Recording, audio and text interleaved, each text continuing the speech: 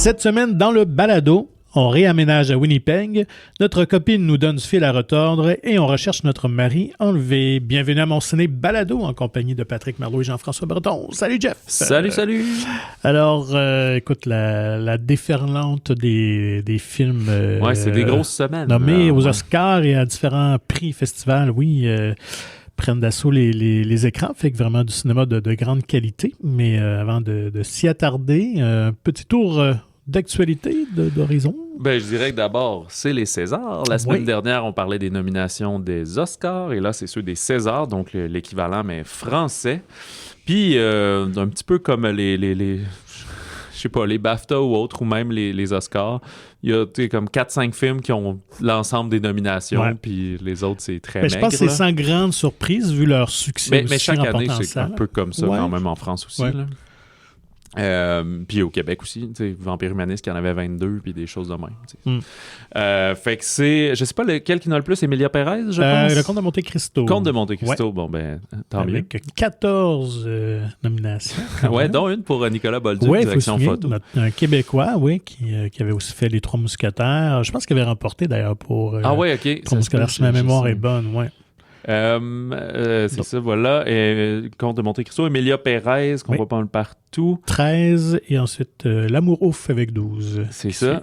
Et l'histoire de Soleiman, on a quand même 8 ou 9 qu'on a parlé la semaine dernière. Ça pourrait être l'outsider qui se glisse parce qu'il y a beaucoup d'amour en France pour ce film. Ouais, puis là, définitivement...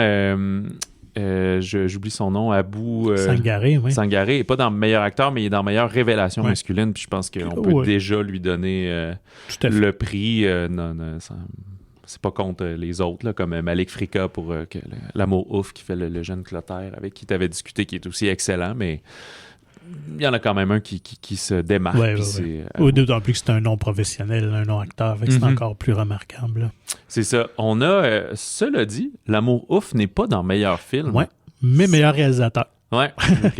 Donc, c'est l'inverse de Denis Villeneuve, mais aux Oscars, il y a 10 meilleurs films, puis après, il y en a 5, tandis que là-bas, il y a juste 5. Exactement. Fait que c'est plus restreint. Ouais. Il y a Enfant fort, qui a plusieurs nominations aussi, qui prend l'affiche février. 14 février, donc dans 2 semaines.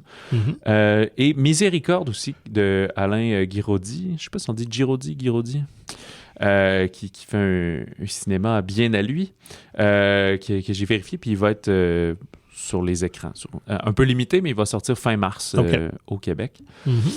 Voulais-tu noter quand même certains? Voulais-tu dénombrer, je sais pas, en meilleure réalisation? C'est un peu les mêmes choses. Hein? C'est Gilles Lelouch pour L'Amour ouf, comme tu as dit, Mathieu et Alexandre pour Comte de Monte-Cristo, Jacques Audiard, Emilia Pérez, L'Histoire de Soleiman de Boris Login, puis Alain Guiraudy pour Miséricorde. C'est à peu près les mêmes films, mais ajoute Enfant fort, puis enlève L'Amour ouf. Puis ça se ressemble. Là. Meilleur acteur, François Civil dans L'Amour ouf, Benjamin Laverne, Enfant fort. Il y a Karim Leclou pour Le roman de Jim, qui est une des rares nominations du film. Tahar Rahim pour Monsieur Aznavour, c'est pareil partout. On aime les biopics, puis rend hommage à nos grandes vedettes. Puis Pierre Ninet pour Le Comte de Monte-Cristo. Actrice Adèle Exarchopoulos pour L'Amour ouf, donc le tandem est nommé. Mais on a Zoé Saldana et Carla Sofia Gascon pour Emilia Pérez. Alors que Saldana se promène en soutien, actrice principale, il joue ça un peu partout. On dirait qu'en France, c'est 2 rôles principaux, arrêtez de nous niaiser. Là. Effectivement. Donc, aux États-Unis, pour les Oscars, c'est une patente de marketing qu'on a placé Saldana en soutien. Si c'est elle qui est tellement... Parce que c'est quand même rare d'avoir 2 acteurs ou actrices principaux dans ton film, puis que les 2 aient la nomination, ça n'arrive pas souvent. Fait que c'est peut-être pour ça qu'ils ont dit on va différencier nos choses, on va pas mettre tous nos œufs dans le même panier, ou je sais pas trop, mais ça lui donne une force parce que on revient un peu sur les Oscars, tu sais, t'as Isabella Rossellini qui est nommée puis qui dit genre 5 phrases dans le film, puis t'as Zoé Saldana qui est là plus de temps d'écran 70% du film est là, tu sais, même 90. Et plus présente que Gascon en termes de Oui, c'est ça, mais Gascon a le rôle titre. Bref, un petit chiolage. On ajoute Afsia Herzi dans Borgo, ça, genre de film, aucune idée c'est quoi. Puis Hélène Vincent pour Quand vient l'automne de François Ozon, qui jouait il y a quelques semaines. Fait que voilà. Il n'y a pas de Québécois non plus cette année. L'année dernière, c'était simple comme Sylvain qui avait causé un film international. Battant Oppenheimer. Donc cette année, pas de Québécois en nomination. C'est qui? Attends, film étranger, Anora de Sean Baker, Les graines du figuier sauvage, The Apprentice, The Substance, puis The Zone of Interest, qu'on oublie, mais il est sorti début 2020. C'est ça, il n'était pas éligible l'an passé, donc je pensais lui qui devrait. À moins que peut-être Coralie Forget va peut-être causer la surprise, vu qu'il est quand même d'origine française. C'est ça, mais production américaine. Ouais. Mais normalement, ce serait The Zone of Interest, quant à moi, mais on verra bien. Ouais, c'est ça, mais il y a le défaut d'être comme oublié parce qu'on a tellement parlé l'an dernier que bon. Et tout ça va avoir lieu le 28 février. C'est drôle, ils annoncent après les Oscars, puis leur cérémonie est une semaine avant. Fait que la fenêtre est plus courte pour s'exciter. Souligner aussi, je pense qu'on décerne un César d'honneur à Julia Roberts pour l'ensemble de sa carrière. Oui, puis Costa Gavras. Ouais. Que j'ai eu la chance de rencontrer à Unifrance. Oui, OK. Avez-vous pris une bière? On va avoir... non, on a quand même... monsieur, quand même 91 ans, puis encore tout là. C'est assez impressionnant. Ouais, c'est là, ça, il sort un film très prochainement. Il est peut-être dernier souffle en France déjà. Je crois que oui... Mais, fait que bref, il y aura un petit papier là-dessus à venir. Sinon, dans les nouvelles, écoute, ça, je pense que ça va te faire plaisir. Ben oui, tout à fait. Dans les films d'action de Lionsgate, dont tu es un fier actionnaire. Un fier partisan, oui. Oui, alors, Den of Thieves 3 a été confirmé. Ça, tu m'envoies bien surpris. Parce que déjà que le 2... Puis il me semble qu'il cartonne pas tant que ça au box-office. Il est correct, là, mais... c'est pour eux, faut croire que c'est... Ouais, c'est ça. Ouais. Ça sonne comme un... Ça va commencer à s'égrener, là. Là, on veut pas spoiler le deuxième parce qu'il est déjà... Il est encore très jeune, là, mais je veux dire, par rapport à la finale et tout, bon, on se doute un peu peut-être où ça va aller, ou on va refaire un saut de 5 ans plus tard, ou quelque chose comme ça. Ça sera pas impossible, mais bon, ça c'est quoi, un budget de 40 millions doit être rendu à 60-70 millions peut-être? Pas en tout. Il est rendu à 32 millions aux États-Unis, 9 millions mondial, fait qu'il est rendu à 40. Okay. Je connais pas le budget, je ne sais pas. Mais il me semble que c'est à peu près ça, mais il n'y a peut-être pas le roll-out encore à l'international complètement. J'ai l'impression mais c'est quand même audacieux, là. Donc ça va peut-être finir qu'il va se faire acheter par une populaire plateforme aussi. Mais je sais que Lionsgate, c'est ce qu'ils font souvent comme stratégie. Donc, ils gardent les droits américains, nord-américains, mais ils vendent les droits à l'international, ce qui fait que finalement leur budget est quasiment... OK, ouais, parce que dans le fond, ils s'en foutent du ratio qu'il fait ailleurs. Ils l'ont prépayé déjà. Ouais. Fait que ça vient couvrir une partie du budget du financement mais là, de production. Si ça floppe, ils vont de la misère à vendre le 3, par contre. Oui. Mais écoute, s'ils l'ont annoncé, c'est parce qu'ils sont confiants. D'accord. Sinon... Je me peux plus. Oui. En tout cas, ça risque de prendre moins de temps que quand le 1 et le 2. C'est quoi, ça a pris 6 ans à peu près entre les deux films? Oui, à peu près. Sur la pandémie, a dû voler un petit 2 ans dans la production et tout, mais quand même. Avec la chance, ils vont venir tourner ça à Montréal, puis là, on ira sur le terrain rencontrer Gérard. Oui.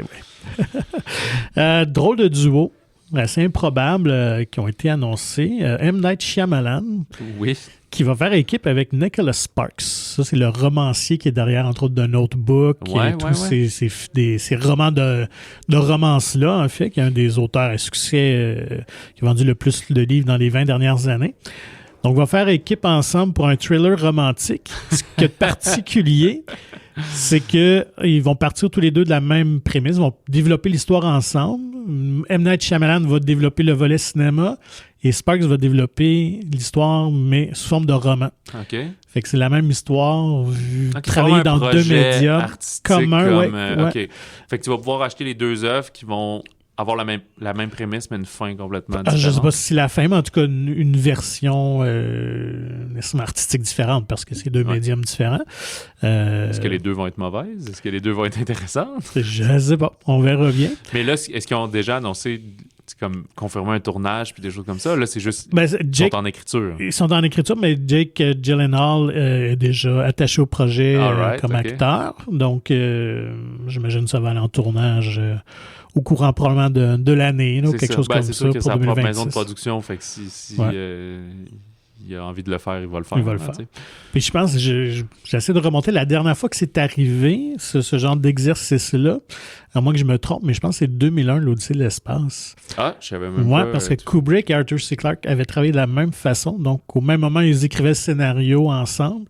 Arthur C. Clarke travaillait le volet roman. Fait que c'était pas une adaptation directe du livre. Il est sorti en même temps que le film, ou un petit peu avant. Je pensais que c'était une adaptation. Non, c'est ça. Parce qu'il y a quand même une forme de droit d'auteur à Arthur C. Clarke dans le film, il me semble. Il est vraiment co-scénariste aussi. Là. Fait que je pense qu'il travaillait le scénario, mais en même temps, il a pris ce scénario-là pour en faire une version romanesque. Fait que voilà. Puis juste un petit clin d'œil comme ça. Je sais pas si tu as vu passer. Il y a un semi-buzz un peu pour les amoureux du cinéma cette semaine en vue du prochain Super Bowl. Non, je sais pas. On a repris une scène mythique. De temps en temps, on revisite des classiques du cinéma pour des pubs de Super Bowl, dont une des plus mémorables, c'est... il y en a eu plusieurs. Tu as eu... celle d'E.T. qu'on avait ramené... Avec les M&M. Oui, après ça... Les Reese's Pieces. Les Reese's Pieces, oui. Okay. Avec Henry Thomas. On avait eu les Gremlins aussi. Avec Gizmo, Ferris Bueller. Matthew Broderick avait repris son personnage de Ferris Bueller. Et là, on a eu droit à une reprise de la scène mythique de When Harry Met Sally entre Billy Crystal et Meg Ryan. I'll have what she's having. Ouais, donc on reprend la scène de l'orgasme dans le Café Katz à New York, le Delhi. Et là, ça tourne, c'est une publicité pour la mayonnaise. Donc là, elle va prendre la mayonnaise Hellmann's pour son sandwich qui va lui provoquer cet orgasme-là, cette satisfaction-là. Mais c'est repris plan par plan. C'est vraiment super bon. Puis il y a une petite twist à la fin aussi avec quelqu'un qui vient de donner la fameuse réplique qui, à l'époque, était donnée par la mère de Rob Reiner, le réalisateur. Ah, je savais pas. Et là, c'est quelqu'un d'un visage connu qui vient donner une petite réplique. Fait qu'elle est disponible sur le web. Si jamais vous allez voir ça, elle va être évidemment diffusée lors du Super Bowl, mais on a des fois tendance à sortir les pubs une semaine ou deux d'avance. Surtout quand ils payent une fortune pour faire leur affaire, c'est plus juste exclusif à ça. C'est ça, ils veulent créer un buzz. Fait que moi, j'aime toujours ce genre d'exercice-là. J'ai pas noté qui l'a réalisé, mais... OK, des fois, c'est... Des fois, ça peut être ouais, ça peut être des gros noms. Robert Zemeckis qui fait des pubs. Puis... Genre, ça peut être Rob Reiner qui vient reprendre la scène, bref. Mais j'irai fouiller ça. Fait que bref, ça circule sur le web, donc la pub Super Bowl, When Harry Met Sally. Et c'est très rigolo, c'est bien fait avec goût. Parfait, avec goût. La bonne mère. Bande-annonce, cette fois-ci, encore là, très tranquille cette semaine, mais il y a quand même un film qui semble créer un buzz en France. Il faut dire que c'est une adaptation d'un best-seller là-bas littéraire et qui nous touche, nous, le Québec, par ses prochains films de Ken Scott. Oui, Ma mère Dieu et Sylvie Vartan. Sylvie Vartan, qui est une chanteuse française que je ne connaissais pas avant de connaître ce titre de film. J'ai hésité à en parler la semaine dernière parce que la bande-annonce était sortie en France, puis là, elle est sortie au Québec. Je me souviens plus des dates précises, mais au Québec, c'est, je pense, le 4 avril. Ouais, mais la France, ça doit être comme 3 semaines avant. Là. C'est une sortie assez conjointe, là, exactement. On aura la chance de voir le film en primeur, nous, la semaine prochaine, mais on vous en reparlera au mois d'avril quand ça va sortir. Très sympathique, un genre de... Pas coming of age, mais d'un personnage qu'on comprend qu'il y a eu un handicap, une vie difficile, puis que sa mère... il est tout pour elle et tout. Fait que quand il est rendu dans l'âge adulte, joué par Jonathan Cohen, sa mère, lui lâche pas les baskets. Hein, elle a l'air assez contrôlante et en même temps, c'est vraiment tiré d'un vrai récit de vie. Là. Roland Pérez qui a écrit ce roman-là autobiographique, en fait, est vraiment une personnalité connue en France, qui était avocat. Après ça l'a amené à faire des chroniques à la radio. Il est devenu une personnalité très connue à la radio française. Donc, je pense que c'est pour ça que le livre a aussi un très bon succès. Et il a même écrit une suite qui raconte en fait le décès de sa conjointe. Fait qu'il n'a pas de l'air une vie assez facile. Avec peut-être que Ken Scott tournera cette suite-là si le premier connaît un certain succès. Fait que, mais ça a l'air très sympathique. Là. Fait qu'on suit une famille juive en France assez éclaté, assez humoristique, je pense. Là. Fait qu'on flirte entre l'humour et le drame. Là, c'est la signature de Ken Scott, la comédie dramatique. Oui, vraiment. Ça fait son pain et son beurre. Voilà, on attaque les nouveautés de la semaine? Allons-y. Tu veux commencer comment? Écoute, on va aller avec le film québéco-canadien, québéco-français, comment on peut l'appeler? C'est un hommage à Julien Poulin. Oui, tout à fait. Universal Language de Matthew Rankin. Une langue universelle. De et avec Matthew Rankin, il y a Mani Soleimanlou qu'on reconnaît, Daniel Fichot aussi qui a un petit rôle là-dedans. Sinon, c'est des acteurs perses qu'on ne connaît pas. Et beaucoup de non-acteurs. Iraniens, de non-acteurs. C'est assez dur à décrire ce film-là. Premièrement, c'est une grosse comédie très absurde, pince sans rire. Comment on dit ça? Donc, quand c'est une espèce d'univers fictionnel où le Canada, la langue principale serait le perse. Ouais. Donc, l'anglais n'existe pas. C'est ça, la langue secondaire et le français quand même. Là. À Montréal, on parle français. Il y a 3 histoires qui vont s'entrecroiser. Il y a Matthew, donc personnage de Matthew Rankin, joué par Matthew Rankin, qui va quitter son travail au gouvernement du Québec pour retourner dans sa ville natale, à Winnipeg, pour aller rendre visite à sa mère qui se porte de moins en moins bien. Il y a aussi Massoud, qui est un guide pour un groupe de touristes assez confus, qui leur fait visiter des monuments très inintéressants et très uniques et hétéroclites de Winnipeg, dans des sites historiques de plus en plus absurdes. Et il y a aussi Negin et Nazgul, qui sont 2 jeunes filles qui vont trouver un billet de banque, un billet de 500 riels, les unités Louis Riel, tout est Louis Riel à Winnipeg et au Manitoba, qui vont trouver un billet de banque gelé puis qui essaient de trouver quelque chose pour pouvoir le dégeler puis racheter des lunettes à leurs camarades de classe. C'est un peu ça. Ces 3 histoires-là qui se chevauchent, c'est très drôle, genre... Tu sais, il y a des gags quand même un peu à l'épilote en l'air pis ces affaires-là. Des gags visuels, mais il n'y a pas tant de gags écrits comme dit Matthew. C'est plus les situations font que c'est drôle. Une usine de Kleenex, un magasin qui vend juste des Kleenex, le pharmacien qui est le plus blasé du monde avec des boîtes de drogue partout puis qui est comme « La vie vaut la peine d'être vécue, monsieur », puis des choses de même. Fait que... Le vendeur de dinde. Ouais, c'est ça. La dinde noire est comme partout là-dedans. Là. C'est un animal comme un raton laveur. Pas un raton laveur, un écureuil quasiment partout. Ouais, c'est ça. Fait que la manière qu'il filme et tout ça, c'est une comédie. C'est pas un drame, pas du tout. Mais c'est pas... Je sais pas comment dire. C'est un film, tu y vas pour l'atmosphère, l'ambiance, pour ce que c'est. C'est pas tant une intrigue scénaristique, mais il y a aussi des très beaux plans. Il utilise l'architecture brutaliste et quand même vulgaire, je trouve, là, des gros murs gris, jaunes. Des blocs de béton. Ouais, mais c'est très parc olympique, justement, à Montréal et tout, parc du Stade olympique. Fait qu'il utilise cette architecture-là pour nous dire à quel point c'est laid. C'est filmé comme l'hiver, tu sais, le moment où, oui, la neige est blanche, mais il y a bien de la gadoue, puis il a l'air de faire moins 25 tout le temps. Beaucoup de scènes extérieures.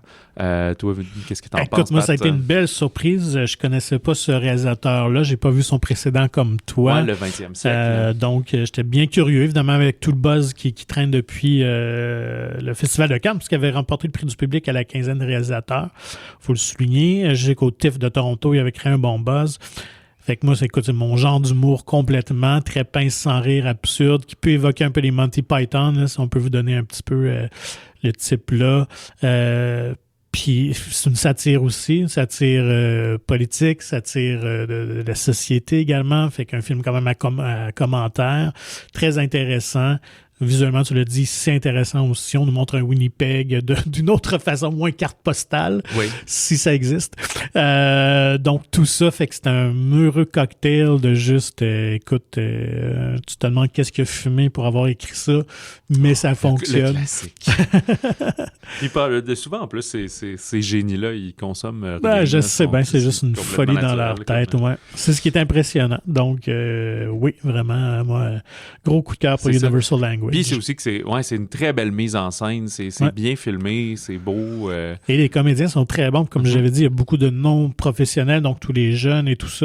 C'est du casting sauvage, puis ils crèvent l'écran, là, vraiment, on y croit, c'est bien dirigé. Puis c'est ça qu'il nous racontait. On a fait une entrevue avec lui, sa co-scénariste, puis il nous disait, elle vient de Téhéran, elle est d'origine iranienne.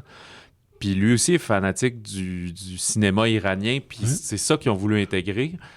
Puis le titre est fantastique, de une langue universelle, parce qu'au final, c'est ça qui arrive. Ils présentent le film à Téhéran, puis des gens se reconnaissent dans Winnipeg. Puis quand ils le présentent à Winnipeg aussi, les gens disent « je vois l'universalité ». Puis il y a des choses pas choquantes, mais c'est drôle. Les Tim Hortons sont encore là, c'est le même logo, mais c'est écrit en perse, puis c'est un salon de thé à l'intérieur. Mais les gens rentrent là pour se réchauffer puis lire le journal, mais... Tu bois un thé chaud dans les espèces de grandes théières, comme on voit dans les graines du figuier sauvage, d'ailleurs, plutôt que l'espèce de café. Mais il y a des blagues de donner un 2-2 puis des choses comme ça, là, qui est 2 laits, 2 sucres, normalement, je pense. Fait que c'est de mettre cet univers-là qui est... C'est pas une blague que tout soit en perse, mais ça devient drôle...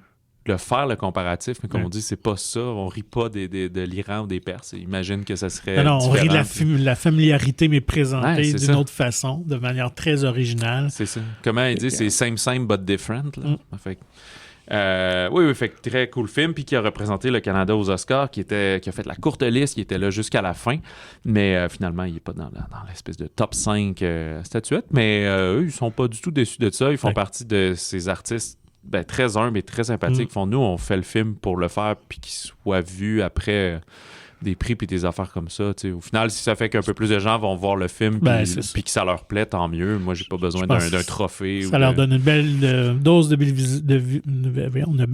visibilité. Mais effectivement, je pense que comme la plupart des artistes, pas des gens qui recherchent le trophée. Ça se trouve, sont contents de ne pas avoir à aller à la cérémonie à Los Angeles. Donc, ne ratez pas ça, parce que j'espère que ça va trouver son public puis ça va quand même durer longtemps en salle, mais avec ces films-là, on ne sait jamais. Là, fait que tardez pas trop à aller voir si vous aimez ça. En ce moment, il y a tellement de films qui arrivent et qu'on essaie de tenir pour les Oscars et tout, que si quelque chose boite un peu de la pâte, malheureusement, c'est ça. Il va falloir faire place à autre chose. Ouais. Mais faut dire qu'on est vraiment gâtés quand même en ce moment avec tout ce qu'on retrouve au cinéma. Et parlant d'un autre film de qualité aussi, Si je suis toujours là, de Walter Salles. Qui, lui, est en nomination pour l'Oscar du meilleur film international. C'est un film qui nous vient du Brésil. Walter Salles est connu principalement pour les Motorcycle Diaries, qui était sur la jeunesse de Che Guevara avec Gaël Garcia Bernal. Gare Centrale aussi, je pense qu'il était quelques années avant, là, qui avait gagné un prix oui, puis l'Ours de Berlin. Je me trompe pas, c'est ça, c'est en plus ce qui est coquin, c'est que Fernanda Torres est nommée comme meilleure actrice. Elle a gagné le Golden Globe meilleure actrice dramatique. Elle est nommée à l'Oscar de la meilleure actrice. Oui. Et c'est la deuxième brésilienne à l'être. La première était sa mère pour Central Station, donc Gare Centrale, de Walter Salles. Qui joue en fait dans le film aussi. Oui, parce que je vais vous parler un peu du film, mais à la fin, quand elle joue elle-même plus vieille, c'est sa mère qui la joue. Tout est dans tout avec Salles et la famille Torres. Puis sa mère, c'est pas Torres, son nom de famille. Là, Montenegro, voilà. Alors, qu'est-ce qui se passe? C'est... un peu comme tu me parlais d'entrée de jeu avec ma mère Sylvie Dieu et Sylvie Vartan. Ce récit-là est une histoire vraie racontée par le plus jeune fils, ce qu'on sait plus tard à la fin du film, mais dans la vraie vie que nous, on se parle aujourd'hui. Ça se passe au Brésil dans les années 70. Eh bien, c'est qu'il y a eu une violente dictature militaire entre 64 et 85 après un coup d'État. Puis ils ont mis en place plusieurs actes institutionnels qui permettaient pas mal à l'armée de faire ce qu'ils voulaient. Puis il y avait bien peur du communisme à cette époque-là. Alors, ça leur permettait de capturer, d'emprisonner, puis d'interroger avec ardeur tout suspect là, de cette complicité à l'Ancien Régime, puis à l'URSS, puis au communisme. Alors, donc, on est au Brésil dans les années 70 et ce qu'on va suivre, c'est une super belle famille de 5 enfants qui vont se retrouver un peu mêlés là-dedans. Puis après quelques interrogatoires sur des membres de la famille, le père va comme jamais revenir. Fait que là, on va... Mais tu sais, il a juste été quasiment capturé, là, tu sais, en barque, puis on va là. Fait que tu sais, faut que tu prouves qu'il a été amené, faut que tu prouves qu'il est jamais revenu, qu'est-ce qui s'est passé, sa voiture est là-bas, blablabla. Fait que... c'est pas non plus un thriller judiciaire, la manière dont je le raconte, et c'est pas non plus une espèce de film où on montre la torture, puis qu'est-ce qui s'est passé dans ces cellules-là et tout. On va vivre quand même un moment assez angoissant du point de vue de la mère, justement, quand elle est là-bas, puis quand il met une cagoule sur la tête, puis quand il pose des questions auxquelles elle a aucune idée de quoi il parle. Fait qu'on voit beaucoup la famille, la vie, comment ils sont heureux, épanouis, ce que le film nous aide à être très empathique envers eux. Il y a leur maison juste sur le bord de la plage, quand même une grande maison, mais on comprend que c'est ces années-là où le père travaille, ça fait de l'argent pour toute la famille, ils ont une bonne qui aide à ça, ils ont genre 5 enfants. Lui, il est genre architecte, mais il a déjà travaillé pour le gouvernement. Mais il était député, en fait. C'est ça. Bon, voilà. Justement, sous l'Ancien Régime, fait que c'est pour ça qu'il était un peu surveillé. Puis, c'est ça va transformer dans cette espèce de quête-là, mais aussi en tant que mère de famille, qu'est-ce que tu fais avec tes enfants? Comment tu leur expliques ça? Comment tu gères ça? Il y a une de leurs filles qui est en voyage ou en session à l'étranger à Londres. Fait que le pont, les communications. Fait que c'est très humain dans ce contexte-là. Ça devient pas un film judiciaire, ni un film d'enquête, ni un film de guerre. C'est juste qu'est-ce qui se passe. Puis il va y avoir à la fin justement des ellipses là, pour comprendre un peu plus tard d'où sa mère dans la vraie vie qui la joue elle-même plus vieille. Excellent film. Ma seule note négative, je me permets de la dire, c'est la deuxième ellipse qui permet de mettre sa mère c'est cute, mais je la trouve complètement inutile, cette ellipse-là. Puis le film dure 2h20, puis j'aurais sauvé ces 10 minutes-là, puis ça aurait été parfait, 5 sur 5. Puis cette affaire-là, j'étais là, il se passe comme rien dans ce truc-là. Puis j'ai compris plus tard que c'est sa mère. Puis probablement que dans le récit, c'est super pertinent là, de jumper encore 10 ans plus tard, mais dans le film, ça apporte rien, là, je trouve. Là. Non, je suis un peu d'accord. Juste de souder les liens familiaux, mais je les trouve déjà assez serrés, là. Peut-être un crowd pleaser, peut-être de trop, là, de pas juste terminer. C'est ça, mais ça annule pas tout ce qui a été fait avant. Là. Non, comme tu l'as dit, c'est vraiment... Elle est exceptionnelle dans le film, Torres. Oui, vraiment. Et en fait, le film, la réalisation, on sent vraiment... dans cette époque-là, je trouve que c'est vraiment bien recréé. Tu l'as dit, on n'est pas dans le thriller judiciaire, mais quand même toujours un niveau de tension quand même maintenu. Mais surtout quand il y a du monde dans la maison qui tiennent un peu en otage, là, c'est ça. Puis, qui se présentent pas trop, on sait pas trop qu'est-ce qu'ils font, qu'est-ce qu'ils vont faire. Fait que... Ils ont un gun puis ils mangent du soufflé. C'est ça. C'est fait que, non, si vous aimez ce genre de drame politique encore là, critique de société qui nous fait comprendre une société, une civilisation qu'on connaît peut-être moins leur histoire, avec le Brésil de cette époque-là. C'est toujours fascinant à voir, découvrir des pans d'histoire de société. Puis le film, explique pas toute la crise ou quoi que ce soit. Là, c'est pas un film Wikipédia, comme on appelle. Là. C'est vraiment l'histoire de cette famille-là, le drame qu'eux, ils ont vécu. Puis c'est ça, c'est vraiment du très beau cinéma international, comme on peut dire. Il fait aussi sensation parce que oui, il est nommé meilleure actrice, meilleur film international, mais même meilleur film tout court. C'est le premier film en portugais à être nommé pour meilleur film aux Oscars. Je pense pas que c'est lui qui va remporter, mais non plus, mais on dit ça, mais ça arrive avec des parasites puis des choses comme ça qui sont démarqués finalement. Mais ça fait juste démontrer la force du film et l'appréciation aussi du film parmi la communauté là-bas.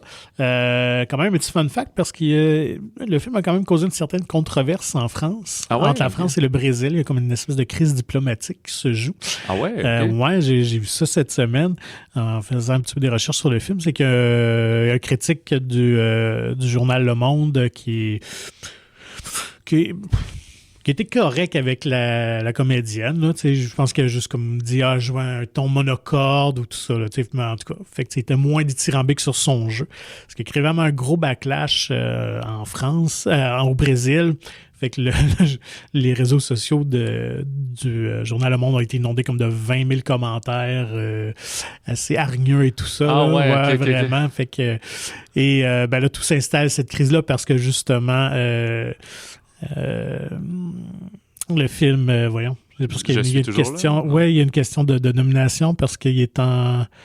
Je pense qu'ils essaient de discréditer le film pour que Emilia Pérez passe peut-être plus. Là.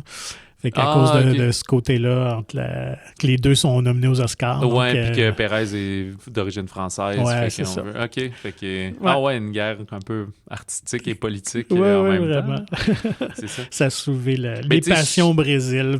Puis en même temps, c'est le regard un peu condescendant du cinéma français vis-à-vis du cinéma international. Parce que, tu sais, dire qu'elle joue monotone, c'est comme, oui, mais non, tu sais, c'est parce que c'est un drame dans une situation de mère de famille ébranlée qui joue beaucoup d'émotions, mais en retenue, exactement, pour continuer à l'idée, puis qui va plus pleurer en cachette, puis qui se tient forte devant ses enfants. Fait que t'es comme, c'est chiant de juste dire que c'est pas mal monotone, tu sais. Elle crie pas, puis elle fait pas de blagues, puis c'est comme, ben oui, mais c'est pas ça le rôle que ça lui demande, tu sais. Fait que bref, c'est toujours drôle ces histoires-là. Changeons complètement de registre. Peut-être une offrande pour la Saint-Valentin. Je pense que ça peut faire une belle petite sortie quand même pour ceux qui... Saint-Valentin, la semaine prochaine aussi, il va y avoir des films thématiques amour. Companion de Joe Hancock. Oui, premier film pour lui. Je pense qu'il était la télé, showrunner ou de quoi en télé, exactement, ou réal ou de quoi. C'est un couple qui s'en vont en campagne dans un séjour dans une espèce de maison d'un millionnaire russe qui, eux, ne le connaissent pas vraiment, mais vont rejoindre des amis, ils connaissent sa blonde puis un autre couple d'amis. Puis, écoute, je ne sais pas comment décrire le film. Je ne sais pas si on fait une version aucun spoiler, puis après ça, une version moyenne. Si vous regardez les bandes annonces, vous savez un peu de quoi ça traite puis qu'est-ce qu'il y en est. Mais disons, c'est le classique, on s'en va à cette maison-là, puis les choses ne vont pas bien se passer. Ouais. C'est à peu près ça que je peux arrêter pour que vous sachiez vraiment rien. Tu sais, je pense que si le film vous intéresse, c'est dur de piquer la curiosité sans dire un peu qu'est-ce qui se passe derrière ça. Ben, tu sais, allez juste le voir. C'est une comédie d'horreur, comédie noire. Ouais. Thriller quand même. Ouais, c'est ça. Ben, faut pas voir comme... Je mets l'emphase sur comédie noire plus que sur comédie. C'est pas une grande satire des films d'horreur. Là. C'est plus qu'il y a de l'humour noir dans ce film-là. OK, t'as-tu d'autres choses sans spoiler? Ouais, c'est ça. Ça peut donner une idée. C'est le producteur est Zach Cregger qui avait réalisé Barbarian. OK. Donc déjà là, ça donne un peu le ton. Une espèce de twist de milieu. Effectivement, on joue avec les codes du genre. Mais même principe, c'est que Barbarian... T'sais, dans la mise en marché, on parlait qu'il y a un sous-sol puis il y a des affaires étranges qui se passent là. C'est sûr que si tu vas pas le voir, tu vas le voir, sachant rien pantoute, ben c'est très surprenant. Fait que je veux juste faire un avis comme là, si c'est assez pour vous, avancez, je mets des chapitres, avancez au chapitre du prochain film qu'on parle. Mais là, on va juste dire un peu plus qu'est-ce qui se passe dans la bande-annonce, puis juste parler de ça. Il y a des robots. Ouais. C'est un peu une forme tu sais, dans le fond, la fille est un robot. Puis ça arrive pas aux derniers 10 minutes. Après, comme il y a plein d'indices tout le long, on est comme pas mal sûr c'est ça. Puis après, comme 15 minutes du film, c'est établi. Tu sais. Ouais. Fait que c'est ça. Fait qu'elle est une espèce d'androïde que lui a acheté. Une sex doll, finalement. Ouais, il appelle ça des fuckbots. Ouais, c'est ça. Fait que de luxe, qui a contrôle, fait faire des affaires. Puis là, je dirais pas pourquoi, mais au chalet, il va se passer des choses et des meurtres seront commis. Et là, on est dans les thématiques de l'intelligence artificielle, la liberté.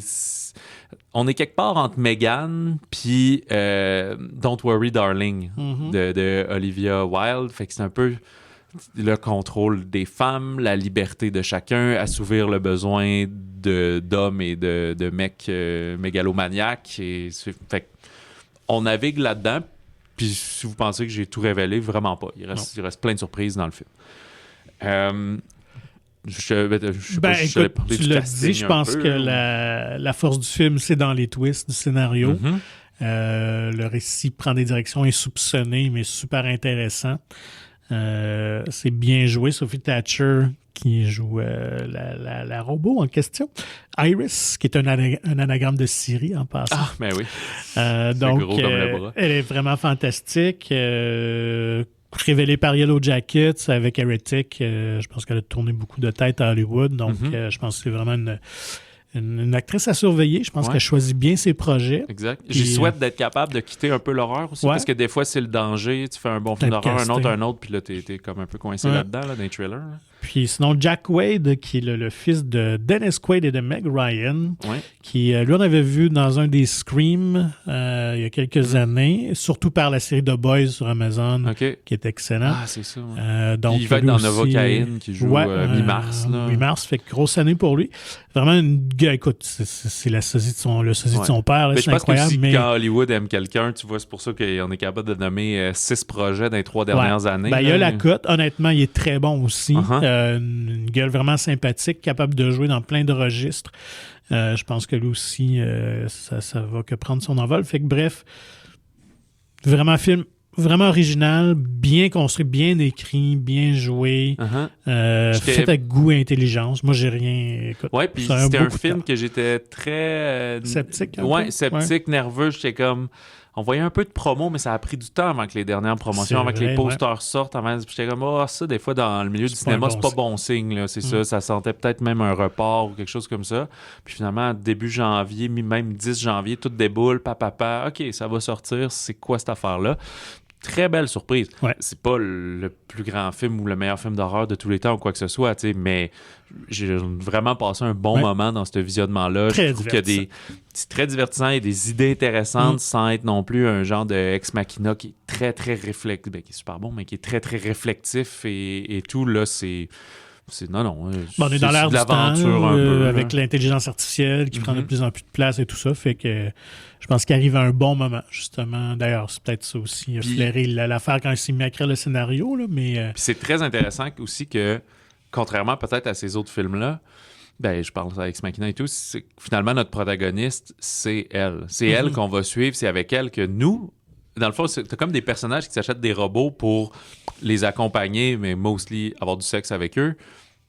Puis, autant ça a l'air juste d'un objet, c'est pas juste une question de est-ce que les robots peuvent avoir une conscience puis toutes ces affaires-là, mais il y a une forme de respect puis de moralité peut-être par rapport à tout ça. Est-ce qu'on peut après construire des robots qui ont l'air humains puis s'amuser à les torturer puis à les violer, tu sais, c'est comme c'est vraiment tordu si on fait ça, fait qu'il y a de la moralité là-dedans, de l'immoralité.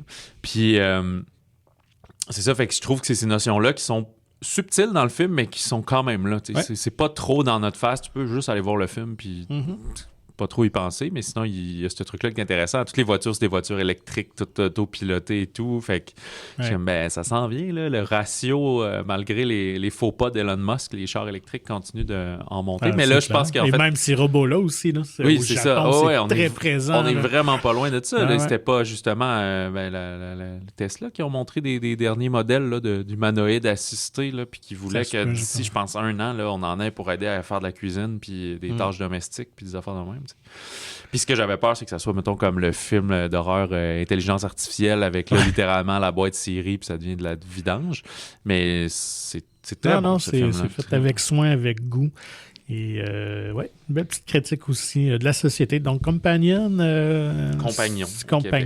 si vous aimez ce genre de thriller-là, un peu à côté de la track, là, qui joue avec les codes...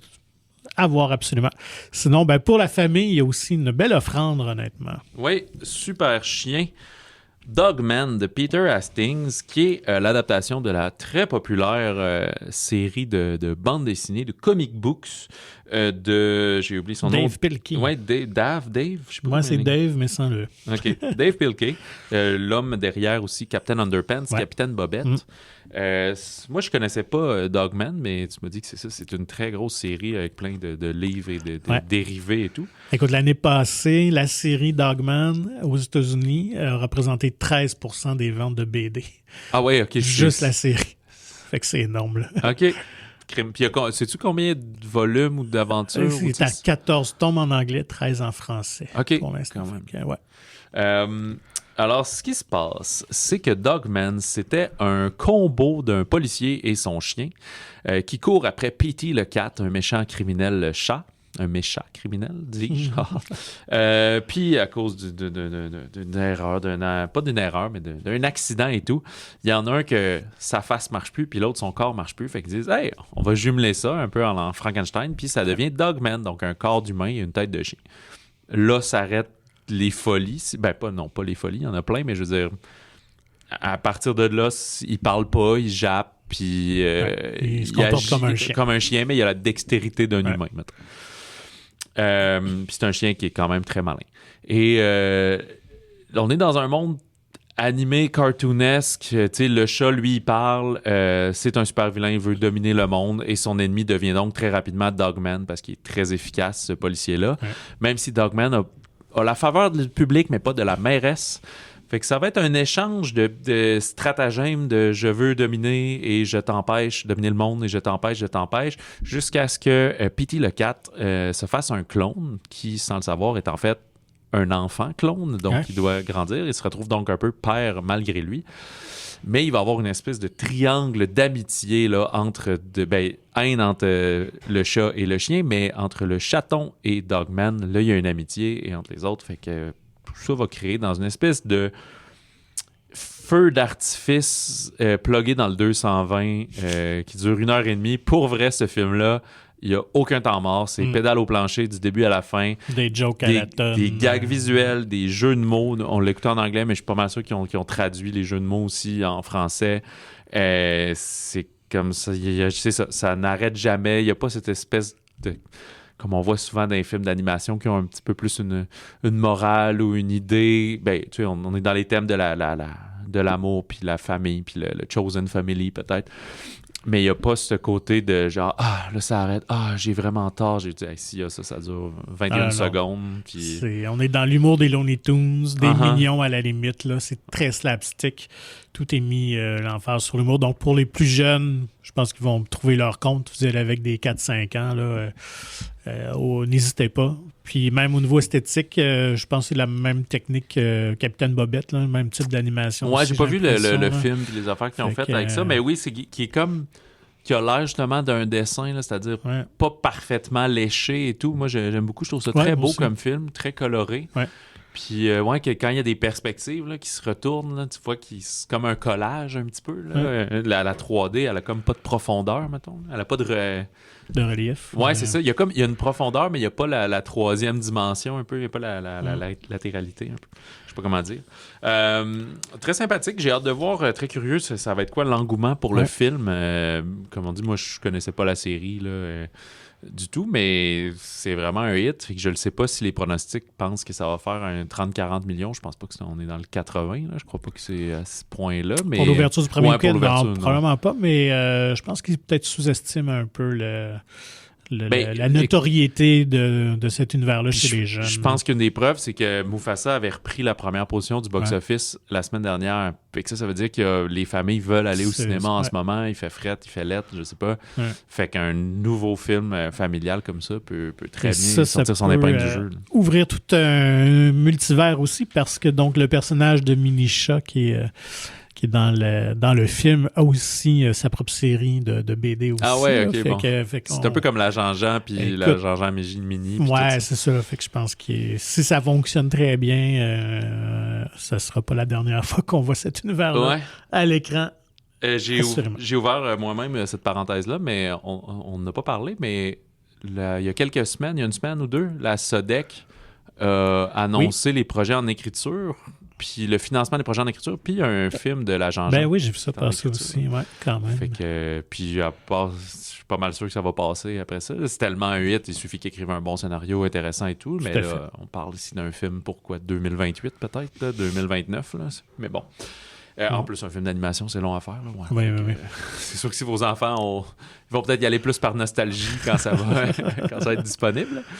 Mais voilà. Dans les autres sorties, je ne l'ai pas vu malheureusement, mais Louise Violet de Éric Besnard. On dit Besnard?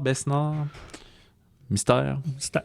Lui qui était derrière Délicieux et les choses simples, eh bien, il renoue encore avec Grégory Gadebois et Alexandra Lamy dans le rôle de cette dite Louise Violet. On est en 1889 et on va suivre une institutrice, donc une professeure qui est envoyée dans le centre de la France pour mission d'y imposer l'école de la République.